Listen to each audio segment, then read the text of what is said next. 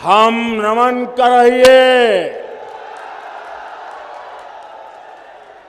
संकट मोचन तथा गुनियाजी तपोभूमि आप बिहार के प्रथम मुख्यमंत्री बाबू श्री कृष्ण सिंह जी के वैभवशाली धरती पर अपने सबके अभिनंदन करिए।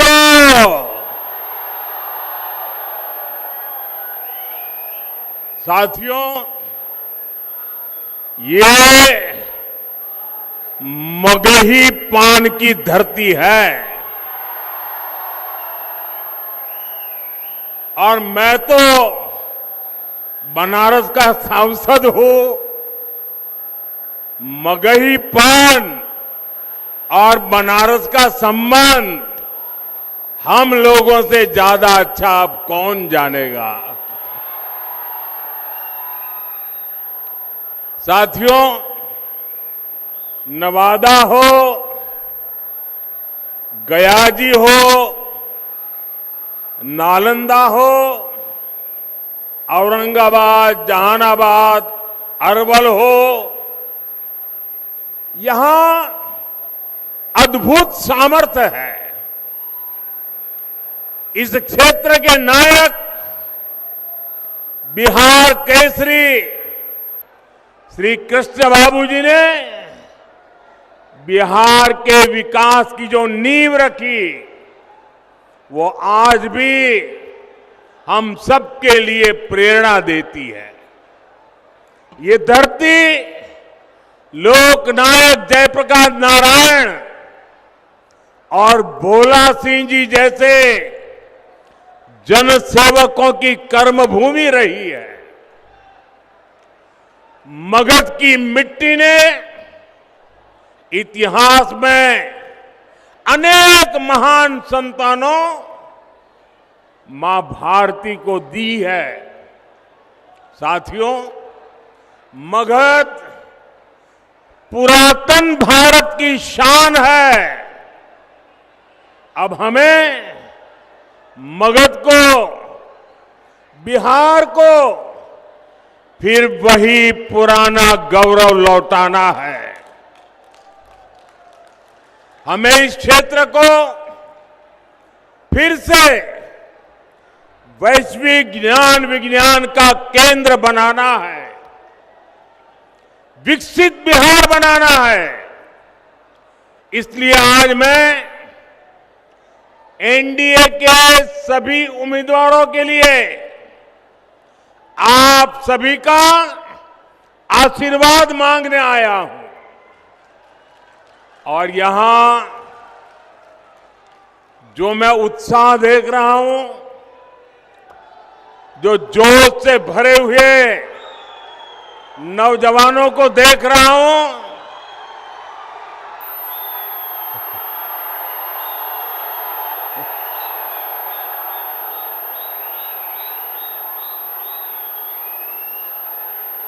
उसका एक ही संदेश है, फिर एक बार एनडीए सरकार, फिर एक बार, फिर एक बार, फिर एक बार, फिर एक बार बिहार में फिर से सुशासन सरकार। साथियों, यहां बहुत बड़े स्तर पर खेती किसानी होती है। अनेक परिवार पशुपालन से भी जुड़े हैं। आजादी के बाद की सरकारों ने छोटे किसानों के हितों को प्राथमिकता नहीं दी। इस वजह से छोटे किसान हमेशा संकटों से घिरे रहे। लेकिन ये मोदी है,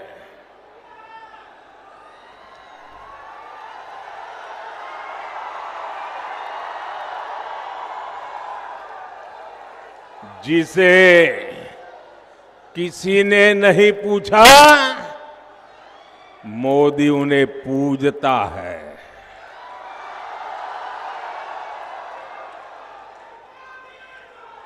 साथियों, बीते 11 वर्षों में हमारी सरकार छोटे किसानों को कृषि नीति के केंद्र में लाई है। आजाद भारत में पहली बार ऐसा हुआ है। छोटे किसानों के लिए बैंक के दरवाजे तक बंद थे। मोदी ने छोटे किसानों के बैंक खाते खुलवाए। आज किसान के उसी बैंक खाते में पीएम किसान सम्मान निधि का पैसा जमा होता है। यहां बिहार के किसानों को अब तक करीब 30,000 करोड़ रुपए मिल चुके हैं। ये मैं आंकड़ा सिर्फ बिहार के किसानों का बताता हूं। और इतना ही नहीं, हमारे नवादा जिले का भी आंकड़ा हम सबका गौरव बढ़ाने वाला है। यहां के 2 लाख किसानों के खाते में 650 करोड़ रुपए जमा हो चुके हैं।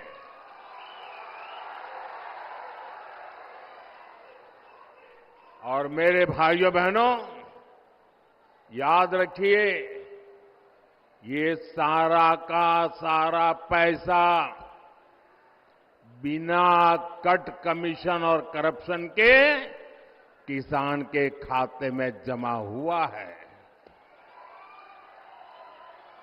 अगर जंगल राज वाले होते, उनके साथी कांग्रेस वाले होते, तो आपके हक का ये सारा का सारा पैसा लूटकर अपनी तिजोरी भर लेते।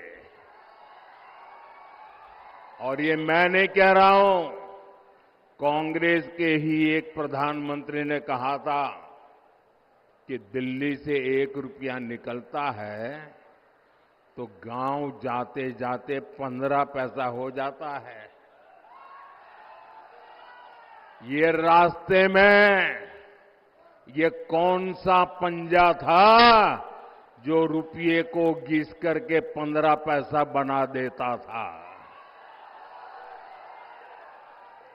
साथियों, बिहार के लिए एनडीए का जो घोषणा पत्र आया है, उसमें तो किसानों और पशुपालकों को डबल उपहार मिला है।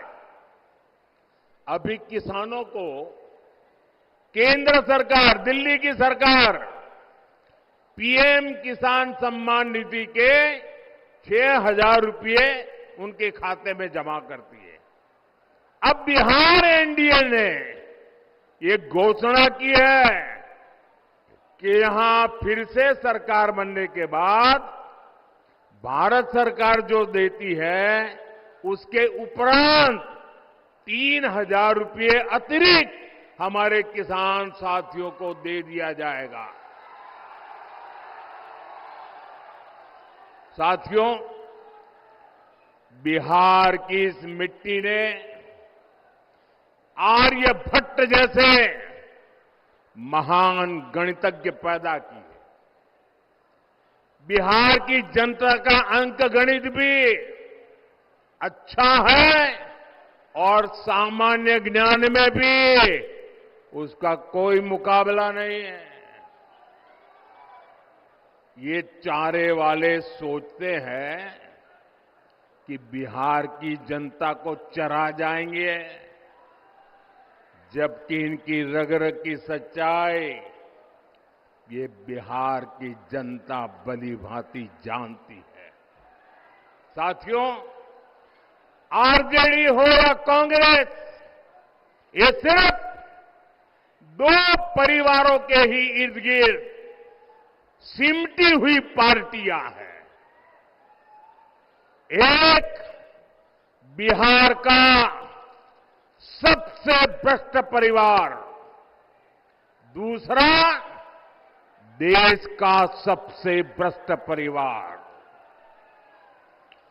और अब इनके दो परिवारों में ही बड़ा घमासान छिड़ गया है। यहां एक जंगल राज के युवराज है, उन्हें लगता है कि कांग्रेस के युवराज की पदयात्रा ने उन्हें ही पैदल कर दिया है। और सोचिए, जंगल राज के युवराज को पैदल तो किया ही, सीएम पद के नाम पर कांग्रेस ने हामी तक नहीं भरी। इसके बाद आरजेडी ने भी कांग्रेस को सबक सिखाने की ठान ली। फिर पूरे देश ने देखा है कि कैसे आरजेडी ने बिहार कांग्रेस के अध्यक्ष के खिलाफ ही अपना उम्मीदवार उतार दिया। साथियों, आजकल ये दोनों दल एक दूसरे के बाल नोचने में लगे हैं। और तो खबर ये है कि हर बूथ पर कांग्रेस के लोगों ने आरजेडी को हराने की ठान ली है। आप देखिएगा, 11 तारीख को दूसरे चरण का मतदान खत्म होते ही कांग्रेस आरजेडी एक दूसरे का क्या हाल करते हैं, माथे फोड़ना शुरू कर देंगे।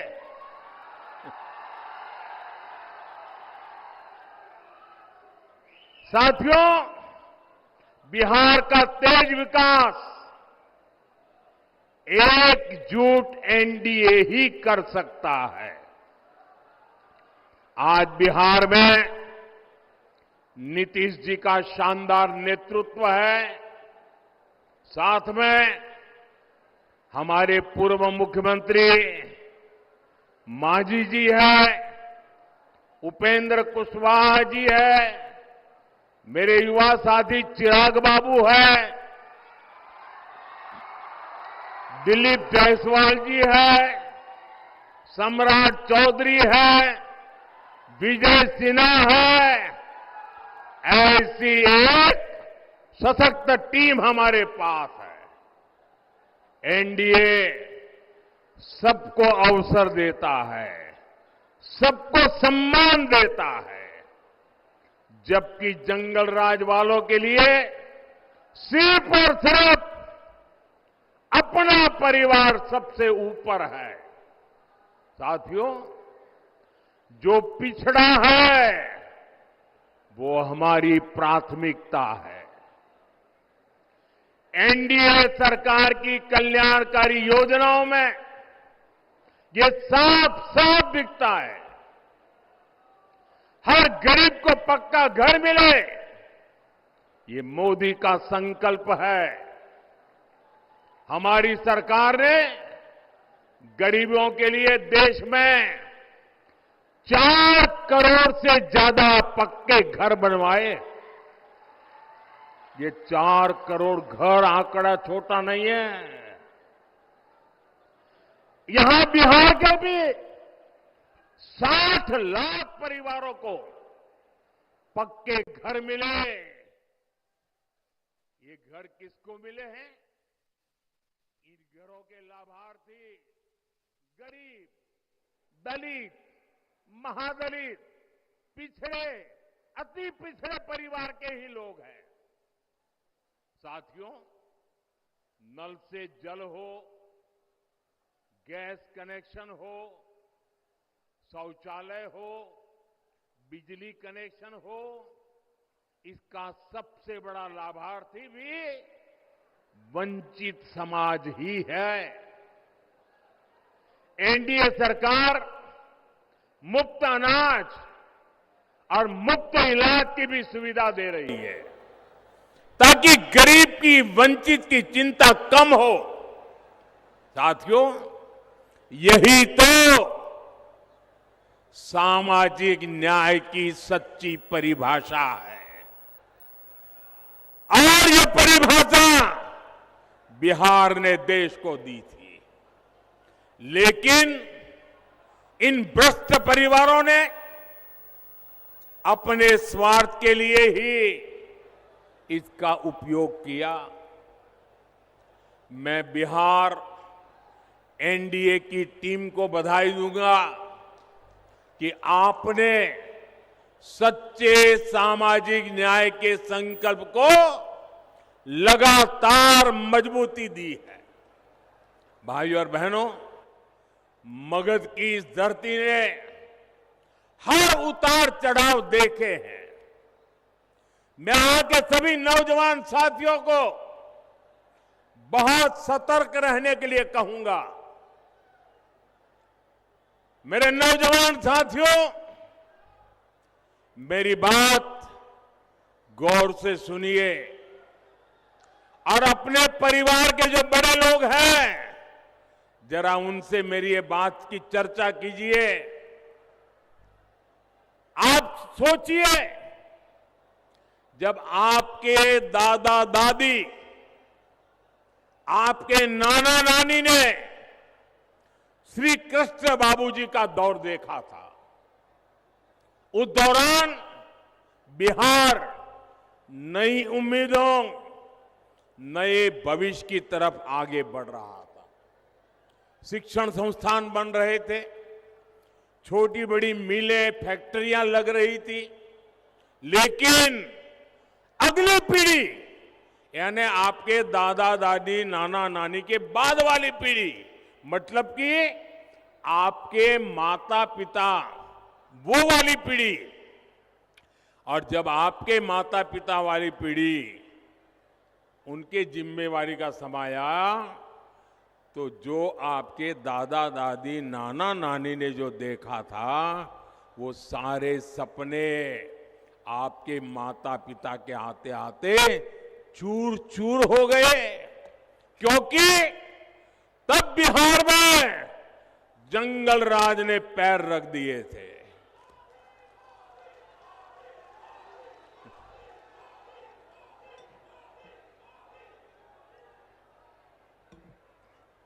साथियों, आरजेडी के जंगल राज की एक ही पहचान थी, और जैसा ही मैं बोलूंगा, आप हर एक को लगेगा कि आपका मोदी सच बता रहा है। उनकी एक ही पहचान थी, कट्टा, क्रूरता, कटुता, कुसंस्कार, कुशासन और करप्शन। ये था कि नहीं था भाई? यही उनकी पहचान थी कि नहीं थी? हर गली मोहल्ले में कट्टा चलता था कि नहीं चलता था? आए दिन कट्टे का खेल होता था कि नहीं होता था? जंगल राज की निशानियों ने मगध के गौरव पर नरसंहार का, समाज के में बंटवारे का दाग लगा दिया। हालत तो यह थी, किसी कर्मचारी का वेतन बढ़ता था तो वो परेशान हो जाता था। ये दिल्ली में बैठे एयर कंडीशन कमरे वालों को समझ नहीं आएगा।